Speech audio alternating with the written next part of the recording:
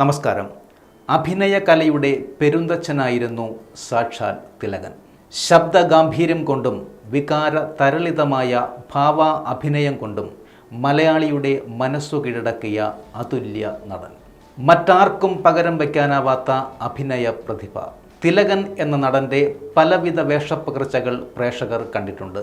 എന്നാൽ നമ്മളിൽ പലരും മുൻപ് കണ്ടിട്ടില്ലാത്ത ഒരു തിലകൻ ലുക്കാണ് ഇപ്പോൾ സമൂഹ മാധ്യമങ്ങളുടെ ശ്രദ്ധ കവരുന്നത്. നടൻ്റെ ചെറുപ്പകാലത്ത് നിന്നുള്ള ചിത്രമാണിത്. ഒരു കാശ്മീർ യാത്രക്കിടയിൽ പകർത്തിയതാണ് വർഷങ്ങളുടെ പഴക്കമുള്ള ഈ ചിത്രം. അപ്പോൾ പുള്ളി ലോഗൻ ഫാൻ ആയിരുന്നു അല്ലേ എന്നാണ് ചിത്രത്തിന് ആരാധകർ കമൻ്റ് ചെയ്യുന്നത്. പിണറായി സഖാവിൻ്റെയും ഫിദൽ കാസ്ട്രോയുടെയുമെല്ലാം ചായയുണ്ടെന്ന് കമൻ്റ് ചെയ്യുന്നവരും ഏറെയാണ്. എന്തായാലും ചിത്രം വൈറലായി കഴിഞ്ഞു.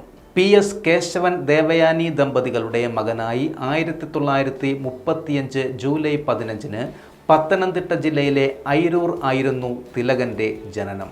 സ്കൂൾ നാടകങ്ങളിലൂടെ കലാപ്രവർത്തനം ആരംഭിച്ചു. പിൽക്കാലത്ത് 18ഓളം പ്രൊഫഷണൽ നാടക സംഘങ്ങളിലെ മുഖ്യ സംഘാടകനും ആയിരുന്നു. 10,000ഓളം വേദികളിൽ വിവിധ നാടകങ്ങളിൽ അദ്ദേഹം അഭിനയിച്ചു. 43 നാടകങ്ങൾ അദ്ദേഹം സംവിധാനവും ചെയ്തു. 1979 തിലകൻ സിനിമാ രംഗത്തേക്ക് കടന്നു വരുന്നത്. ഉൾക്കടൽ എന്ന ചിത്രത്തിലൂടെയായിരുന്നു അദ്ദേഹത്തിൻ്റെ അരങ്ങേറ്റം. 1981 കോലങ്ങൾ എന്ന ചിത്രത്തിൽ മുഴുകുടിയനായ കള്ളുവർക്കി എന്ന കഥാപാത്രത്തെ അവതരിപ്പിച്ചുകൊണ്ട് അദ്ദേഹം പ്രധാന വേഷങ്ങളിലേക്ക് കടന്നു. യവനിക, കിരീടം, മൂന്നാം പക്കം, സ്ഫടികം, കാട്ടുകുതിര, ഗമനം, സന്താനഗോപാലം, ഋതുഭേദം, ഉസ്താദ് ഹോട്ടൽ, ഇന്ത്യൻ റുപ്പി എന്നിവ തിലകൻ്റെ അഭിനയ ജീവിതത്തിലെ സുപ്രധാന ചിത്രങ്ങളാണ്.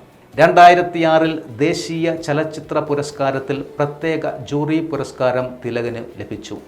ഏകാന്തം എന്ന ചിത്രത്തിലെ അഭിനയമാണ് പുരസ്കാരം നേടിക്കൊടുത്തത്. ഇരകൾ, പെരുന്തച്ഛൻ തുടങ്ങിയ ചിത്രങ്ങളുടെ അഭിനയത്തിനും തിലകൻ മികച്ച നടനുള്ള ദേശീയ പുരസ്കാരത്തിന് പരിഗണിക്കപ്പെട്ടിരുന്നു. 1988 ഋതുഭേദം എന്ന ചിത്രത്തിലെ അഭിനയത്തിന് മികച്ച സഹനടനുള്ള ദേശീയ പുരസ്കാരവും അദ്ദേഹത്തിന് ലഭിച്ചു.